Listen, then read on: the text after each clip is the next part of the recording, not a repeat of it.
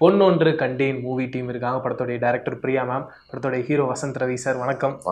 Welcome to our show. ரொம்ப ஹாப்பியாக இருக்குது ரெண்டு பேரும் பார்க்கறதுல. ஃபர்ஸ்ட் ஆஃப் ஆல் ரெண்டு பேரும் ஒரு கண்டென்ட்டாக ஒன்று ஆடியன்ஸ் கொடுக்குறீங்கன்னா அது ரொம்ப ப்ராமிசிங்காக, ரொம்ப அழகாக அவங்கள முழுக்க முழுக்க என்டர்டெயின் பண்ணணும் அப்படின்ற ஒரு நோக்கத்திலேயே இது வரைக்கும் உங்களுடைய கண்டென்ட்ஸ்லாம் இருந்திருக்கு. அது ஒரு ஆடியன்ஸாக பார்த்து நான் ரொம்ப என்ஜாய் பண்ணியிருக்கேன். அதுக்கு first of all congratulations. And Vasanth Ravi சாரை எதனால் இப்படி ஒரு கேரக்டரில் சூஸ் பண்ணலாம், எனக்கு அதுதான் ஃபஸ்ட்டு கேள்வி. ஏன்னா இது வரைக்கும் அவருடைய அந்த ஃபிலிமோகிராஃபியாக இருக்கட்டும், அவருடைய அந்த படங்கள் எல்லாமே ஒரு மாதிரி பயங்கர ரகடா இல்லை ஒரு மாதிரி வேற லெவலில் ஒரு ஹீரோவாக வந்து பார்த்துருக்கோம். பட் இதில் டோட்டல் கான்ட்ராஸ்டாக இவர் ஒரு மாதிரி அம்மாஞ்சி பயப்புள்ளையாக ஒன்று எடுத்துகிட்டு வந்து காட்டணும் அப்படின்னு இந்த ஐடியா ஆக்சுவலி கரெக்டா சொன்னீங்க. அம்மாஞ்சி பயப்புள்ளதான் இதுல. இது ஆக்சுவலி வந்து இந்த ஸ்கிரிப்ட் நாங்க ஃபர்ஸ்ட் எழுதி முடிச்சுட்டு யார் இதுக்கு காசு பண்ணலாம் அப்படின்னு நாங்க ரொம்ப யோசிச்சுட்டு இருந்தோம். அந்த மத்த கேரக்டர் சிவா கேரக்டருக்கு அசோக் அப்படின்னு ஃபிக்ஸ் பண்ணிட்டோம். இதுக்கு தான் என்ன பண்ணலான்னு நாங்க வந்து பேசும்போது அப்ப யுவன் சார் சொன்னாரு வசந்த் ரவி ட்ரை பண்ணுங்கன்னா. நான் வந்து கொஞ்சம் ஹெசிடென்டா இருந்தேன். ஏன்னா ராக்கியோடைய அப்பதான் அந்த ப்ரோமோஸ்லாம் வந்திருக்கு. அவ்வளோ இன்டென்ஸான ஒரு பர்சன். இது ஃபர்ஸ்ட் இது பண்ணுவாரா, தென் பண்ண முடியுமா அப்படின்ற அந்த டவுட்ல. ஏன்னா அது அப்படியே அவ்வளோ ஒரு சூப்பர் ஹீரோ ஃபீல் இருந்தது இல்லையா. ஸோ நான் வந்து எனக்கு ரொம்ப டவுட்டாக தான் இருந்தது. பட் நான் அப்படியே ஓகே சார் அப்படின்னு சொல்லிட்டு நான் யோசிச்சுட்டே இருப்பேன். பட் போக வரலாம் கேட்பார் ஆஃபீஸில், பேசிட்டீங்களா வசந்த் கிட்ட, பேசிட்டீங்களா வசந்த் வசந்த் அப்படி. சரி ஓகே நம்ம மீட் பண்ணிடலாம் அப்படின்னு நான் மீட் பண்ணேன். அண்ட் நான் அவரை மீட் பண்ணோடனே எனக்கு தெரிஞ்சிடுச்சு, ஓகே இவர் ஹீஸ் இன்ட்ரெஸ்டட். அதுதானே முக்கியம். We need people who want to do something different. இப்போ அசோக்கே எடுத்துக்கோங்க, is doing variety of roles. And அவர் வந்து அசோக் இஸ் நாட் த டைப்ல இதுல எனக்கு இவ்வளோ இருக்கணும் இவ்வளோ இருக்கணும்லாம் பார்க்க மாட்டேன். அவருக்கு அந்த ஸ்டோரி ஒர்க் ஆச்சுன்னா பண்ணுவார். ஐ saw the same thing in Vasant. I felt wow, I'm lucky to get two people. ரெண்டு பேருமே வந்து அவ்வளோ ஒரு இன்ட்ரெஸ்டடா ஒரு இன்வெஸ்டடா இருக்காங்க அந்த ரோல் மேல அப்படின்ட்டு. ஸோ அவர்கிட்ட கதை சொன்னோன்னே எனக்கு தெரிஞ்சிடுச்சு. அண்ட் அவர் கேட்ட கேள்விகள், அவருக்கு வந்து இதை எப்படி பிளே பண்ணோம், அதெல்லாமே அவர் வந்து ரொம்ப இன்ட்ரெஸ்டடா இருக்கும் போதே எனக்கு ஐ நியூ. அதுக்கப்புறம் நாங்கள் ஒரு ஸ்கிரிப்ட் ரீடிங் வச்சோம். ரெண்டு பேரும் மீட் பண்ணிக்கிட்டாங்க, பேசிக்கிட்டாங்க. அண்ட் எனக்கு அப்பவே தெரிஞ்சிருச்சு, ஓகே இது இது இது நல்ல கெமிஸ்ட்ரி செம்மையா இருந்துச்சு. அதான் சார் மேம் சொல்லியிருந்தாங்க, ராக்கி ஒன்று பண்ணுறீங்க, அதுக்கப்புறம் நார்மலாகவே நம்ம தமிழ் சினிமாவை பார்க்கும்போது ஒருத்தர் ஒன்று பேங்கராக ஒன்று பண்ணிட்டாங்கன்னா அதுக்கு கீழே அதுக்கப்புறமா பண்ணதும் கிடையாது, பண்ணவும் மாட்டாங்க.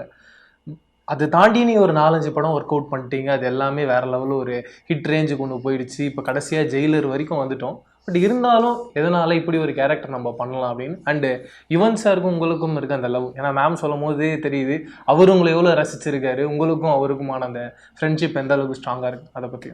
ஐ மீன் யுவன் சாருக்கும் எனக்கும் உண்டான லவ் வந்து எனக்கே வந்து லைக் இந்த படத்தோட இந்த ப்ரொமோஷன்ஸ் அப்போ தான் புரியுது. When he said my name, இந்த படத்துக்கு வந்து வசந்த் ரவி போங்கன்னு அவங்களுக்கு சொன்னது வந்து எனக்கு இப்போ தான் 2 நாள் மேடு தான் தெரியும்.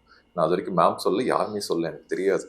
And I think that is because தரமணியிலேருந்து இப்போ வரைக்கும் ஒரு ட்ராவல் இருந்திருக்கு சாரோட அண்ட் சார் ஃபேமிலியோட. ஸோ அந்த ஒரு குட்வில் இருந்திருக்கு. And he would have like my work. நான் பண்ணுற படங்கள் எல்லாமே அவருக்கும் தெரியும். ஸோ அதனால சம்வேர் ஹி ஃபெல்ட் இந்த படம் வந்து நான் இருந்தால் ஆப்டாக இருக்கும்னு அவருக்கு தோணிருக்கு. அதுக்கு யுவன் சாருக்கு thanks. And I'm always thankful to him from my first film. இது வந்து இந்த படத்துக்குள்ளே வந்ததே வந்து எனக்கு வந்து ஒரு I feel it's a blessing தான். லைக் ஏன்னா I wanted to do something like this romcom இந்த ஜான்ரு பண்ணணும்னு நினச்சிட்டு இருந்தேன். தோ நான் ராக்கி இதெல்லாம் பண்ணியிருந்தாலும் எனக்கும் ஒரு ஆக்டராக எல்லா ஜானர்ஸும் பண்ணணும், எல்லா கைண்ட் ஆஃப் லைக் பர்ஃபார்மன்ஸஸ் கொடுக்கணும், எல்லா கேரக்டர்ஸுமே we have to handle it அப்படின்றது. அது கரெக்ட் டைமில் எனக்கு இது it came in. And I immediately ஒரு ப்ராசஸில் சில டவுட்ஸ் இருந்தது. அதை உட்காந்து மேம்கிட்ட நான் கேட்டேன். ஏன்னா அந்த கேரக்டர் எப்படி ப்ளே பண்ணணும், இந்த மாதிரி என்ன இதுக்குள்ளே எப்படி நான் ஃபிட் ஆகிறதுக்கு என்ன தேவையோ நான் I clarified and I got convinced. And அப்படியே நான் வந்துட்டேன். அண்டு லுக்காகவும் சரி அந்த படத்துக்காக நிறைய மாற்றிருந்தீங்களோன்னு எனக்கு தோணுச்சு. ஏன்னா ஃபுல்லாக அந்த கண்ணு தூங்காமல் ஒரு மாதிரி பிளாக் சர்க்கிள்ஸ்லாம் வந்து நீங்கள் இப்போ நான் உங்களை பார்க்கும்போது ஒரு மாதிரி பயங்கர எனர்ஜியாக ஃப்ரிட்ஜில் இருந்து எடுத்த ஒரு ஆப்பிள் எப்படி இருக்கும், இல்லை காஷ்மீர் ஆப்பிள் எப்படி இருக்கணும் அப்படி எப்படி பிங்க் கலரில் ஜொலிக்கிறீங்க. அதில் டோட்டலாகவே வேறையாக இருந்தீங்க. அதுக்காக ஏதாவது மெனக்கடல் இருந்துச்சுன்னா இதெல்லாம் பண்ணலாம் அப்படின்னு. மேக்கப் தான். கும்பகோணத்தில் இருக்கிற ஒரு பையன் அவங்க அம்மாவை பார்த்துக்கிற ஒரு பையன், லைக் அவனுக்குன்னு இன்டர்னலாக வந்து he would go through something, but still Priya ma'am மாதிரி தான் எக்ஸ்டர்னலாக அவன் வந்து ஹாப்பியா இருக்கிற மாதிரி இருப்பான்.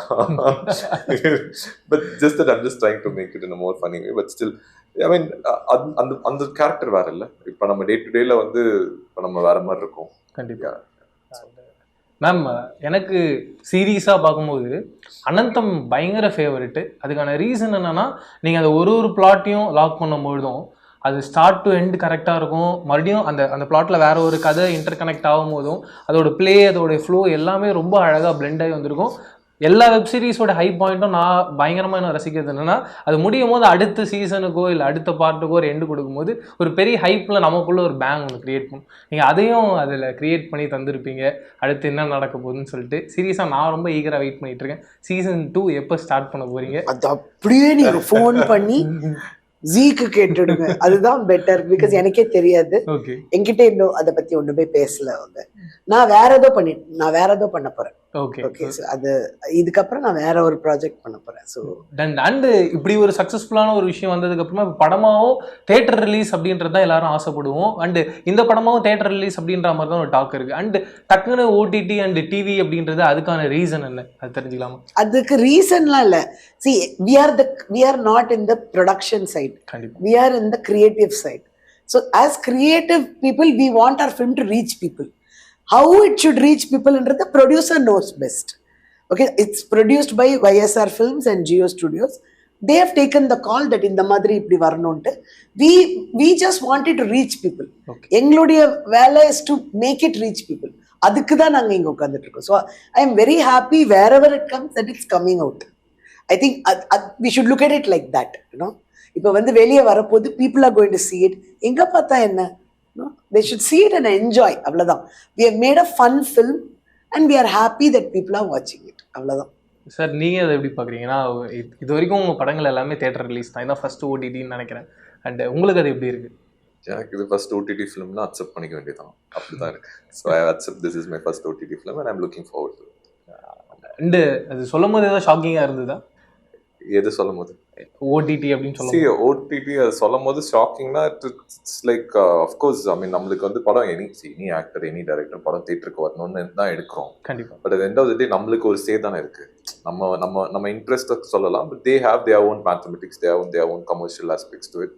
அவங்களுக்கு இந்த படம் வந்து தியேட்டரில் வந்து ப்ராஃபிட் பண்ணுறதோட ஓடிடியில் வர்றது வந்து it's making them huge profits. அந்த டீல் ஏதோ கிராக் பண்ணியிருக்காங்க. ஸோ அது அவங்களுக்கு அது கமர்ஷியலாக பெட்டர் ஆஸ்பெக்ட்ஸ் ஒர்க் ஆயிருக்கு. ஸோ அதை நம்ம ரெஸ்பெக்ட் பண்ணி ஆகணும், அவ்வளோதான். அண்டு சினிமான்னு வரும்போது நம்ம நிறைய படங்கள் பார்ப்போம். இப்போ 2 பேரும் காமனாக கேட்குறேன், ஏதாவது ஒரு படம் பார்த்துட்டு நீங்கள் படம் பேர் சொல்ல வேணாம், ஆனால் இந்த படம் பார்த்துட்டு இது இந்த மாதிரியான ஃப்ளேவரில் நம்ம எழுதியிருக்கோம், ஆனால் இதை விட பெஸ்ட்டாக ஒன்று பண்ணியிருக்கோம் அப்படின்ற ஒரு ஃபீல் வந்திருக்கா? இல்லை ஏதாவது ஒரு படம் பார்த்துட்டு இந்த படம் நமக்கான ஒரு படமாக ஒன்று இருக்கும் அப்படின்ற ஒரு ஃபீல் உங்களுக்கு வந்திருக்கா? புரியல எனக்கு கொஸ்டின். என்னன்னா, இப்போ ஒரு படம் பார்க்குறோம், அந்த படத்தோட கதை கிட்டத்தட்ட நாமளும் வேற ஒரு கதை எழுதியிருக்கலாம், ஆனால் அந்த கதையை விட நம்மளுக்கு பெஸ்ட்டாக இருந்திருக்கலாம். பட் நம்ம இன்னும் ரிலீஸ்க்கு ரெடி ஆகலை, இல்லை அதை லான்ச் பண்ணுற ஒரு ப்ராசஸில் போகாமல் இருந்திருக்கலாம். அப்படி ஏதாவது அந்த மாதிரிலாம் 1000 கதைகள் இருக்குங்க. 1000 படம் பார்த்தோன்னா ஐயோ இதே மாதிரி நான் யோசிச்சேனேலாம் தோன்றது உண்டு. That is nothing. ஏன்னா 10 பேருக்கு அதே தாட் வரும்.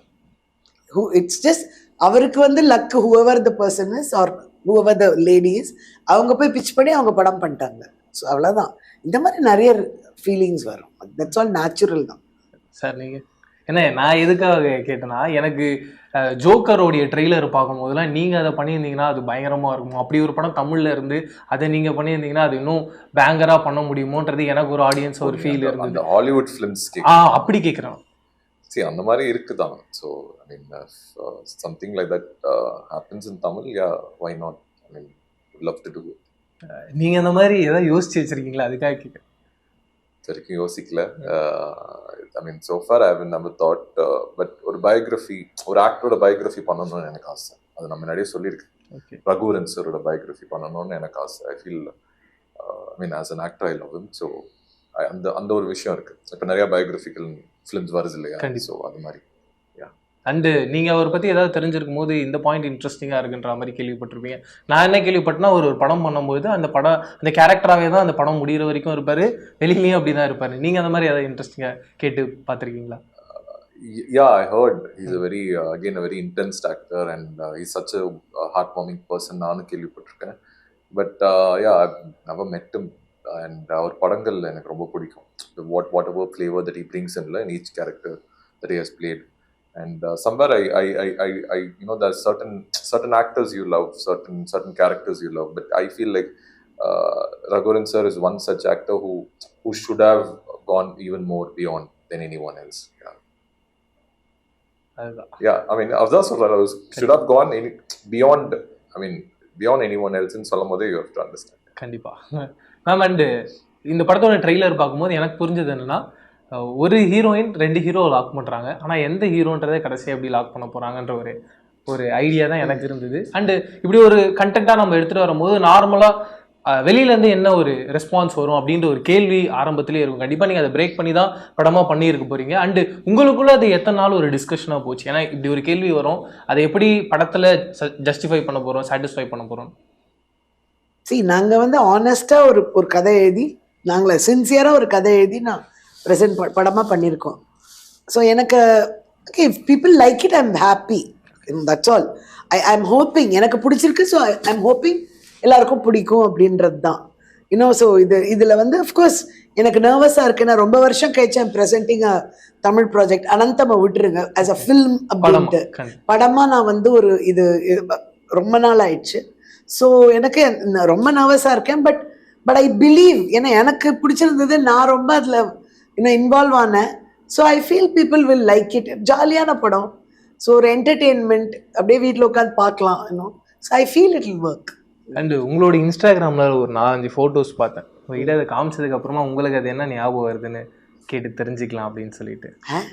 ஆமாம், ஒர்க் பண்ணியிருக்காங்க. ஆமாம், இது என்னுடைய டாட்டர். எப்படி இருந்தது அவங்க இல்லைன்னு போது?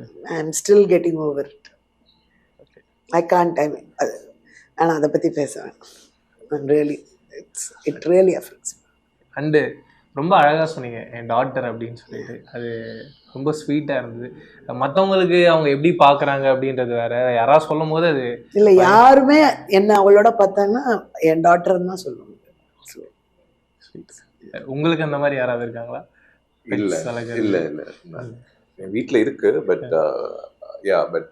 லைக் அந்த மாதிரி மேம், லைக் I'm not அந்த அளவுக்கு க்ளோஸ் இல்ல மேம். அடுத்து யுவன் சாரோடைய ஃபோட்டோஸ் எல்லாம் மர்ஜ் பண்ணி அவருடைய பர்த்டேக்கு விஷ் பண்ணிடுங்க. சொல்லுங்க அதை பற்றி. உங்களுக்கும் யுவன் சாருக்குமான அந்த ட்ராவல் எத்தனை வருஷம், எங்கே ஸ்டார்ட் ஆகி இப்போ இங்கே வரைக்கும் வந்திருக்கீங்க? கண்ட நாள் முதல்ல ஸ்டார்ட் ஆச்சு, இனி வரைக்கும் அதே தான், அப்படியே தான், அதே ரிலேஷன்ஷிப். அதை எக்ஸ்பிளைன் பண்ண முடியாது. It's just an affection. He's a very pure soul and he's a very great human being. So எனக்கு அது அவரை பற்றி we all love him ல, நம்ம எல்லாருக்குமே we love him so much, அவ்வளவுதான். ஸோ அது வந்து that's all, it's just that. Sir நீங்கள் எப்பயாவது மியூசிக்கை பற்றி அவர்கிட்ட ஏதாவது டிஸ்கஸ் பண்ணியிருக்கீங்களா? நான் இல்லை, மியூசிக்கை பற்றி நான் டிஸ்கஸ் பண்ணதில்லை. இல்லை, எனக்கு நான் இது எதுக்காக கேட்டேன்னா, ஒரு சில பேருடைய வாய்ஸ் ரொம்ப யூனிக்காக இருக்கும். அது சாங்காக கேட்கணுன்றது யாரும் யோசிச்சிருக்க மாட்டாங்க. எனக்கு உங்கள் வாய்ஸ் ரொம்ப யூனிக்காக இருக்குது, ஒருவேளை சாங் வெர்ஷனில் கேட்கும்போது வேறையாக இருக்குமோன்றது என்னோட ஐடியா. அப்படி சும்மா இல்லை, நான் ஐ மீன் அது உங்கள் இன்ட்ரெஸ்ட்டுக்கு ஓகே, எனக்கு புரியுது. பட் நான் சார் கிட்ட நான் இந்த மியூசிக் பற்றி நான் பேசினது இல்லை. ஓகே, படங்கள் பற்றி தான் பேசினோம். குறிப்பாக நம்ம படம் பற்றி தான் பேசினேன் ரீசெண்டாக. And we have a very limited conversation now. And like அவரும் ரொம்ப பேச மாட்டார், நானும் ரொம்ப பேச மாட்டேன். ஸோ நாங்கள் 2 பேரும் பேசினா எவ்வளோ பேசுவோமோ அவ்வளோதான் பேசுவோம். நாம் அடுத்து நந்தினி. ஆமாம் மேம், எத்தனை வருஷம் ரிலேஷன்ஷிப்? இப்போ ரீசெண்டாக அவங்களுடைய வெப் சீரிஸ் ஒன்று ரிலீஸ் ஆயிருக்கு, நீங்களும் அதுக்கு விஷ் பண்ணியிருந்தீங்க, அதை பற்றி சொல்லுங்கள். நந்தினி வந்து ஃபில்ம் இன்ஸ்டிடியூட்டில் படித்தாங்க. கண்ட நாள் முதல்ல என்னுடைய அசிஸ்டண்ட்டாக ஜாயின் பண்ணாங்க.